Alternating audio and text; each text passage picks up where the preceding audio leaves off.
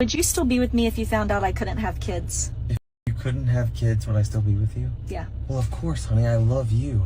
I don't care if we don't have kids. So you're saying you don't want to have kids with me? What? No. That's what you're saying? No, I'm saying you said we couldn't have kids. Yeah, and you're like, yeah, I'll be with you because I don't want to have kids with you anyways.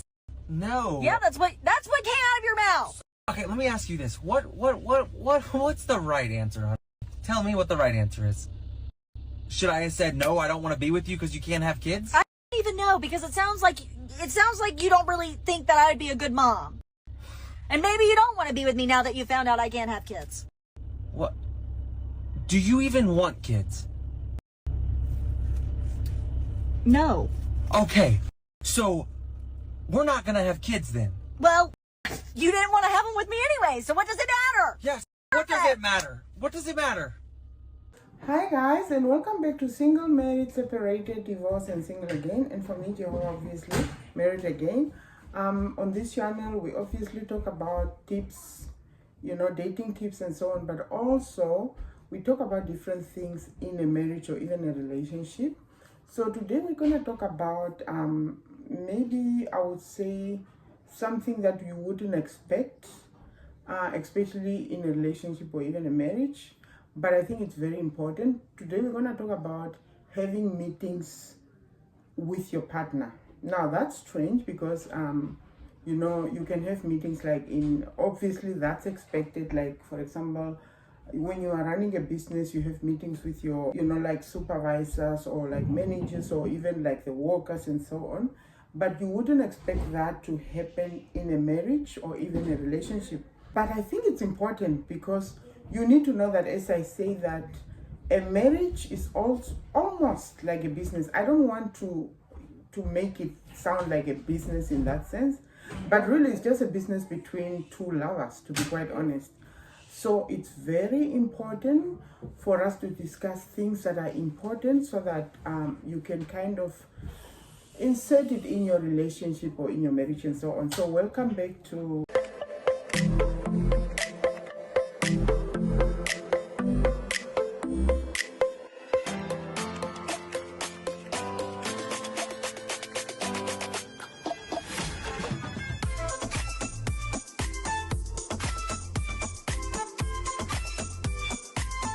So today, like I said, we're going to talk about having meetings in a relationship or your marriage or whatever. And I know it's going to sound weird, but it's very, very important to have meetings in your marriage or in your relationship, because this is a place where you come together and you sit down. Because remember, there's a lot of things happening in a relationship. You are two people with separate personalities coming together, wanting to really build your life together, right? So there's a lot of disagreements. Some of them are even unnecessary and so on. So if you have meetings in a relationship, you will be able to have an opportunity to discuss things that bothers your partner, that bothers you, without it coming from a kind of a side of like an anger. For example, when you guys are in a relationship, you fight. When you're fighting, you are both angry, right? So it's hard to settle things that way. So, but when you have meetings, and it should be like weekly meetings, if possible, not a monthly meeting, because that's like kind of, long overdue in that sense. This, like me and my husband, and I have to use the example of ourselves, because who else can I use, right? Unless I know, a specific couple that I can use as an example. So me and my husband always have meetings, and our meetings are quite hilarious because we discuss things like, literally kind of silly things sometimes that happen in the middle, like maybe me being jealous because, he was out and he didn't pick up my video call or vice versa and so on. But the reason I say that is because there's other things that are important, like finances. People don't think that you have to talk about finances. You have to talk about finances. Also, you have to talk about, maybe having a special day, obviously, where, for example, I remember, I think it's Pastor Todd, my pastor, who shared that he and his wife has like a special day where they go out because they have 8 children, right? So that's probably like too much, to be able to actually have that special time together. So they set a day where for example, let me say Wednesday, where you just know that this is a day for you, the two of you, you know, hey, find a nanny or whatever, but this is a day for you, for him and Sister Todd. Like, I'm talking about my pastor now. Now, me and my husband hasn't really quite, you know, shows a day. That's probably because we are at the stage where my son is 15 and his children are actually in South Africa with their mothers. So I would say we don't really have to have a time like that, because I think we go out from Monday to Sunday when we are together. We are like very outgoing. Both of us are outgoing, and it's very easy for us to actually go out and have fun almost every single day. Now, I can only talk about only my personal one because I'm sharing tips and so on. What about the busy couple? What about the couple that have a lot of things, like maybe you have young children, or you know, like especially when you are blended and so on. Obviously my husband has children that are younger than, like, his last born I think is 4 now, but I think it's because they are with their mother, right? But let me say those children were with us, right? How would we handle to have like a 4-year-old, maybe a 7-year-old, and so on? And how do we handle that? How do we handle, you know, not, because the thing is, this is the thing, we need to know that the relationship with our children are very important, but a relationship with your partner, your husband or your wife, is so equally important. Like, you know how they say in the, like, you know, like so what they usually say is that when the oxygen mask come down, instead of helping your child, because that's what most parents would think, instead of helping your child first, help yourself first, and then you'll be able to help your child. That is the same in a relationship, because you are raising children that you want to raise in a very good way, you know, law-abiding citizens and so on. But I think it starts with you having a good relationship with your husband or your wife.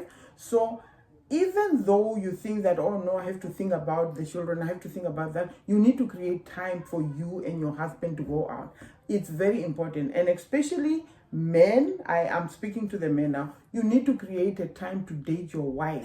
Like this thing of like, oh no, now I'm married and so on, and now you are neglecting your wife, she belongs in the kitchen, she has to, especially these traditional men. I thank God that my husband, although he's Cameroonian, obviously Western Africa, I think they are known for like really being traditional.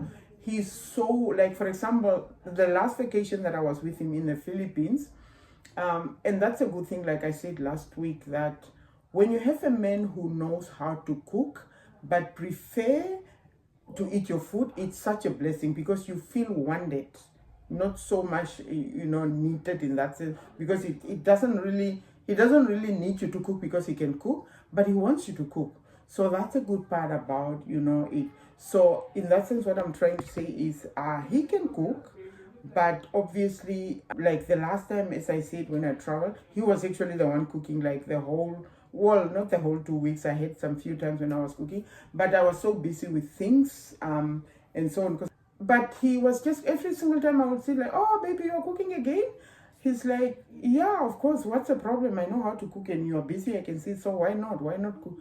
So that's a good thing about it. So what I'm trying to say, guys, forget about this thing where you think that your wife belongs in the kitchen and so on. Gone are those days, okay, guys?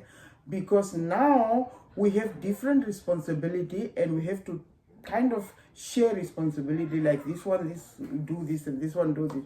Anyway, guys, so my main point today is that you have to find a time in your calendar to actually have a day that you guys are going out. But I want to emphasize that you have to have a day that you are going out. Money is not everything, guys. Money is not everything, and I keep on saying that. And I'm happy my husband is now learning how to, because my husband was the type that really doesn't really spoil himself. He's almost like he has to do things for his children, for, you know, like, you know, those kind of men that are just hardworking and they don't even know how to enjoy. Now, for the first time, I'm hearing him saying that, my wife, you told me that money is not everything. Money is not everything, to be quite honest, guys. Money, for me, money is not that important. So pay a nanny, pay somebody to take care of your children so that you can date your wife or date your husband, guys. Yeah. So, and then as I said, meetings are important because you know why meetings are important? Because at the heat of the moment, obviously we all have, and like I usually say, no relationship is perfect. So eventually, you know, sometimes you differ with your husband about this or differ with your wife about this, but in the heat of the moment, at that moment, you are angry at each other, so you might not be able to talk things out the right way. But when you have meetings, weekly meetings in your relationship, now you can bring things on the table like, oh no, sweetheart, you know, like when you do this. Like my husband is very, very talkative. And sometimes when I'm busy explaining something, and I think that's a good part because, you know, I always say that dating my husband feels like dating God. Like it's almost like dating those kind of people that are close to perfect. But when he does that, like, you know, like when you are busy explaining something and all of a sudden, you know, when you're soulmate, right? You are guessing each other's thoughts. So he like when I'm explaining something and then all of a sudden it's almost like he can finish my sentence. Now it sounds well, it sounds nice, but I think I get irritated and then I'm like, okay, sweetheart, you know what? When you do that, you almost close myself to like, I can explain something because you already know what I'm going to explain. Even though he knows what I'm going to explain, I still feel like I want to explain it. So it's one of those things. So in your meetings, you can bring things down like, oh no, I don't want you doing this. I don't want you to do this. You know, when I'm talking, I want you to respect me. Just like, you know, like having normal conversation where you raise, because you will be surprised at what men, you know, what a man can tell you, especially because I'm talking from two perspectives. Women and men are different, right? We love talking non-stop and so on. We will actually remind you of something that you did 10 years ago. Unlike men forget easily. And I'm not trying to say men are easy, because most people say I always take men's side. No, that's not the case. It's because women are very complicated. Like, we are very complicated. You forgot your phone, so you're cheating on me now? I'm totally cheating on you. Oh, I already know you are. Because I can see it in your phone. You have this phone number here that's not saved that you called 4 times just today. Oh, you caught me cheating. Yeah. That's tragic. It is tragic. So We're I call a number 4 times, that means I'm cheating on you? Yeah, because why would you need to call it 4 times? So did you do your due diligence and do what you needed to do to figure out if that was who I was calling? Was I calling a girl? Was like, well, who was I calling? Well, why don't you call them? Call them. Fine, I'll call the number. Fine, I'll call the number right now. We'll see what girl you've been talking to 4 times a day. We're open and ready to serve you.